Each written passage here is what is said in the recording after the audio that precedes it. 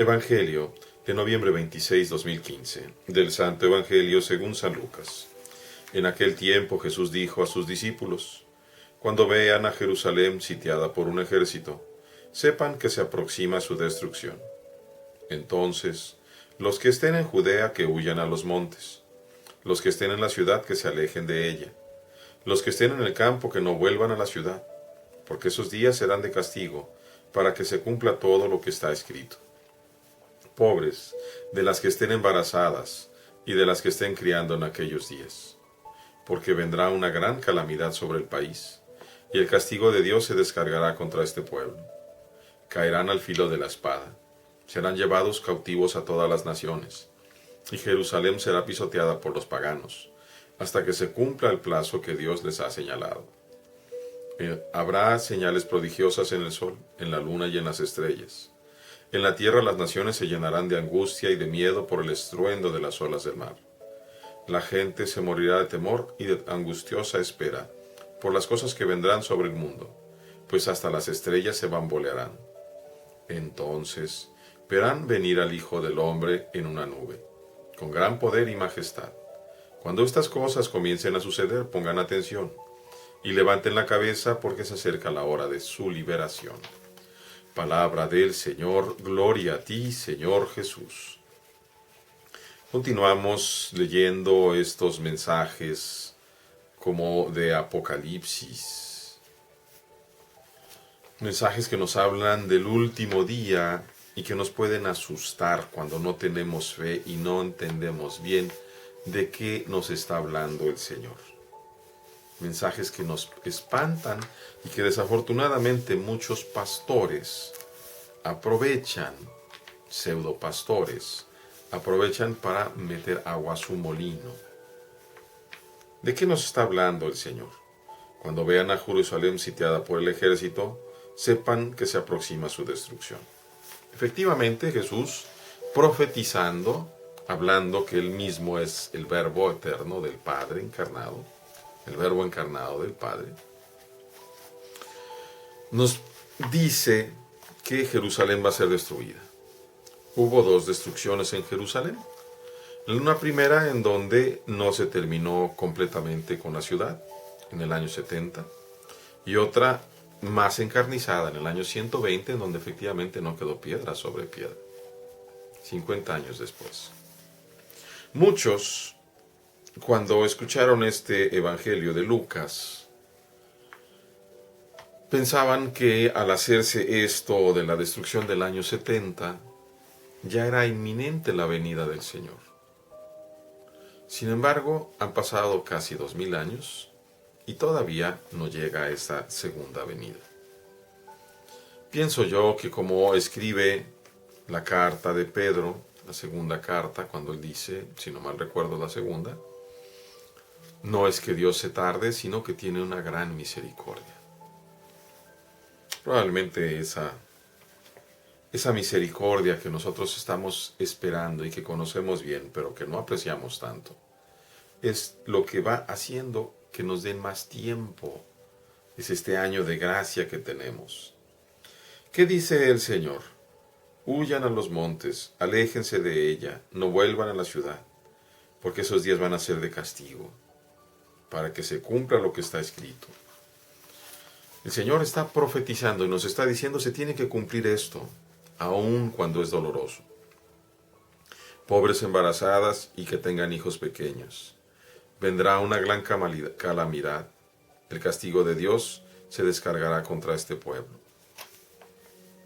Muchas veces hay inclusive muchos sacerdotes que no les gusta leer ni decir el castigo de Dios. Es como incompatible cuando hablamos de la misericordia de Jesús y luego regresamos al punto del castigo de Dios. Y muchos dicen: no, pero es que, como dice Santiago, la misericordia triunfa sobre el juicio. Pero había que recordar que lo que dice Santiago no es palabra del Señor, sino palabra de Dios. Y lo que dice Jesús es palabra del Señor, es el propio Verbo encarnado el que habla. ¿Por qué dice Jesús que habrá un castigo divino? Porque Jerusalén representa a todas aquellas personas que no se arrepienten, que conocen a Dios y siguen pecando. Y a esas personas que pecan gravemente, que no buscan ni arrepentirse, ni el perdón de Dios, ni buscar la vida eterna, sobre ellas caerá el castigo de Dios, principalmente porque el salario del pecado es la muerte. Si yo me alejo de la fuente de la vida, no es la fuente de la vida la que me condena a la muerte, sino mi mala decisión de alejarme de esa fuente.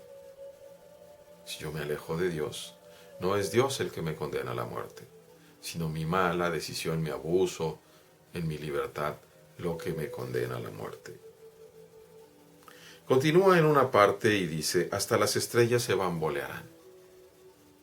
No podemos entender de qué se refiere, pero seguramente cuando nos toque verlo, sabremos.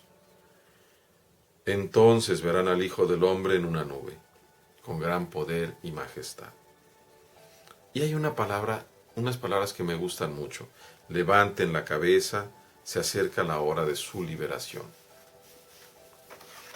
San Pablo escribe y dice, la creación entera gime por la manifestación de la gracia de Dios.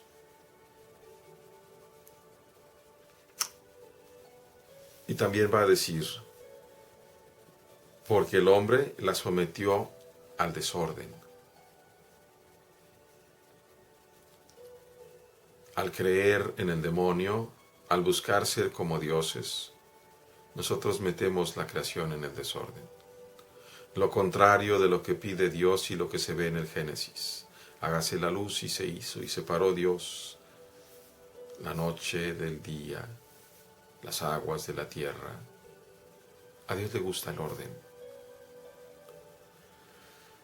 Si nosotros vivimos desordenadamente, es muy probable que nosotros mismos perezcamos. Pero si nosotros buscamos, esforzándonos, el rostro del Señor, con toda certeza podremos salvarnos, no por nuestro esfuerzo, sino por la misericordia de Él. Porque Él ha venido literalmente a los confines del mundo para buscar lo que estaba perdido, como yo y probablemente como tú. Ánimo, hay que levantar la cabeza, hay que saber que viene nuestro Salvador, que aún y cuando hayamos tenido una vida llena de dificultades, pedirle con toda el alma a la Madre de Dios, a la Teotocos, al propio Cristo Jesús, a nuestro Padre en el nombre de Cristo, al Espíritu Santo, que nos permita sentir y pronunciar aquellas palabras que dijo el buen ladrón.